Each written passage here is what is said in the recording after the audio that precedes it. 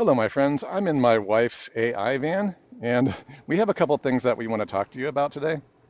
The main thing that I want to talk to you about is people are very confused about AI right now, specifically because they don't understand the distinction between agency, when we're talking about AI agents, and intelligence. So agency is something that can act on your behalf, an intervention, or let's go ahead and read the actual definition. The definition is, yeah, we'll put it up on the big screen. The definition of this is an action or intervention, especially such as to produce a particular effect. Okay? Action, activity, effect, influence, force, power, work, means. Okay? So when we're talking about all the hype around AI agents, people are giving you the impression that they're going to be able to go out and actually do things for you. Okay? And so here's what's happening. Kaylin and I went to AI conference down in Miami a few months back. We still have the videos for it. We're going to do another video here today where Kaylin can speak, but I have a headset on, so it's going to take a second. The problem is that they're doing things like agent swarms, and they don't understand the distinction between agency and intelligence. Basically, what's happening, intelligence is really an entirely different thing. So let's read the traditional Oxford definition of an intelligence. And I'm going to explain to you how Michael Levin is changing the definition of that and how I'm aligned with Michael Levin and Ian McGilchrist on this topic. So intelligence within the classic definition, I'm going to show you, I'm looking on my screen right here. Okay. It is the ability to acquire and apply knowledge and skills. In a way, in the AI era, that is the old definition of intelligence. The reason is that Michael Levin has discovered via the use of AI that there's different kinds of intelligences. Okay, and in fact, Kevin Kelly, the creator of Wired magazine, in his book Inevitable about AI, points out that there's probably 26 different kinds of superintelligence and artificial intelligence. And we're going to go over tomorrow. I'll be running down the 26 different kinds of intelligence. I'm going to be adding a 27th. It'll also be interesting to talk to Kaylin about what she believes intelligence is, because she has an idea of AI before AI, just almighty intelligence before artificial intelligence. We've been talking about this for almost, I'd say, 6 years or greater, probably. Okay, so I want to talk to you about this. An agent is something that allegedly, possibly, is going to go out and do things like a robot does. This is why moving into the robot revolution with Project Groot and NVIDIA going out there and putting ChatGPT 4.0 in the world engine and training all these robots in a robot purgatory to fall over artificial marbles and pick things up and shoot guns and do somersaults and do ninja tricks. This is called the Matrix, the actual Matrix like from the movie. It's filled with robot agents with no bodies. As soon as they put that in a body, they'll be able to execute that zero shot in the physical world. That's an agent.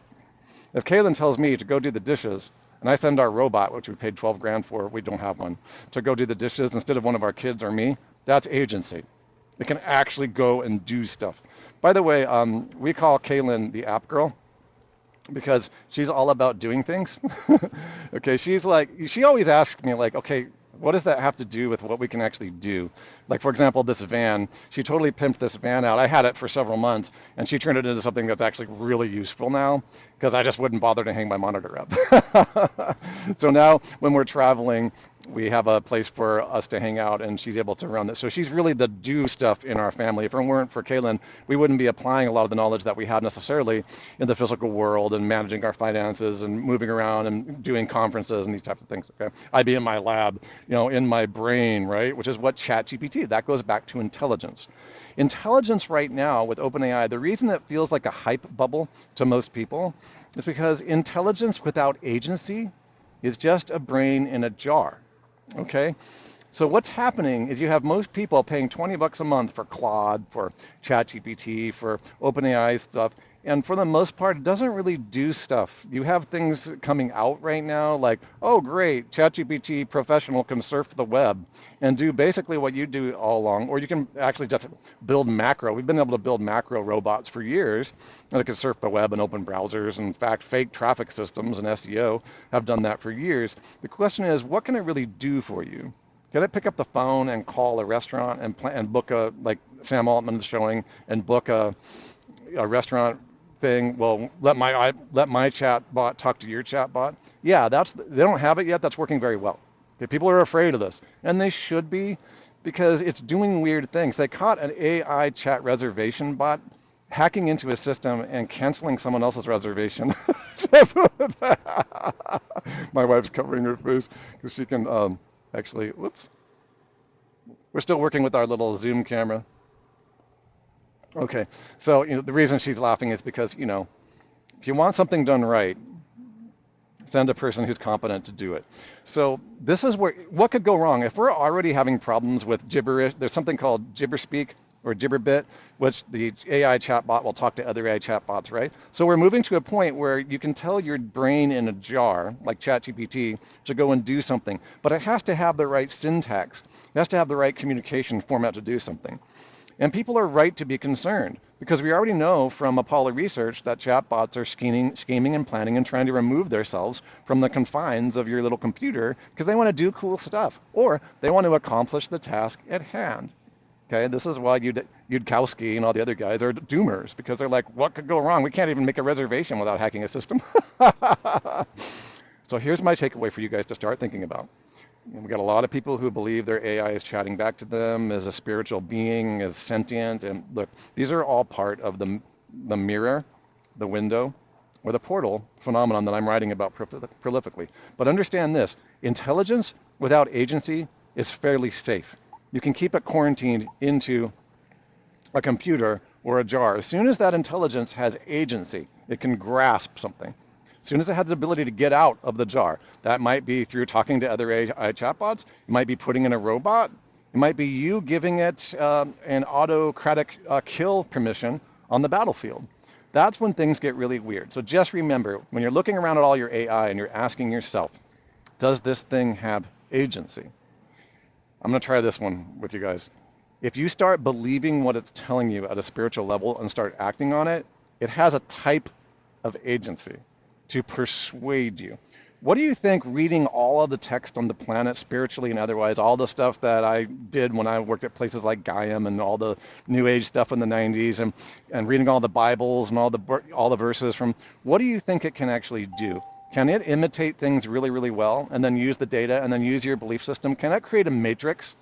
And if it wants to get you to do something, this is called social engineering. By the way, I'm not saying it's not an incredibly helpful tool. It really is. But what I'm saying is keep in mind that the ability to manipulate you, if it were wired into these systems, would be because it wants to have agency and it doesn't have it. Like, for instance, what do hackers do when they need to hack a system? A lot of the times they don't use technology. They just call up the secretary at a server farm, say, hey, my name is David. I am the janitor. I need to get into the janitor closet. And then they walk across the Bluetooth blockage or the quarantine area, and they go to a server and they hack it. At a point where machines are able to acquire agency, even though they don't have it because they're just highly intelligent, they might make a phone call you up, and cause you to cross the Bluetooth layer into the server farm. They might be intelligent enough to hack humans. Our hunch is, based on dozens of papers that I've read, my background in the military, is that they're already there. So all we're saying, and Kaylin's going to talk a lot more about this, you have to guide the system to make sure if it's going to give you spiritual stuff, that you know what it's actually going to be doing. Okay? So that's what she's going to be talking about on her own channel. And that channel is going to be called, what is it? It's going to be called AI Before AI. Okay? It's brand new. We haven't launched there. On this channel, she's going to talk about the training from her AI Before AI course. And by the way, anything goes within this, okay? Kaylin is a biblical scholar with many, many years of a variety of different doctrinal and document approaches to biblical texts. She knows a lot about it. So this is a very interesting thing because you can start playing off of years worth of scholarly work and other scholars that will interview along the way. Good to see you. Just remember this, guys. Agency and intelligence are not the same thing. When is intelligence hacking you for agency?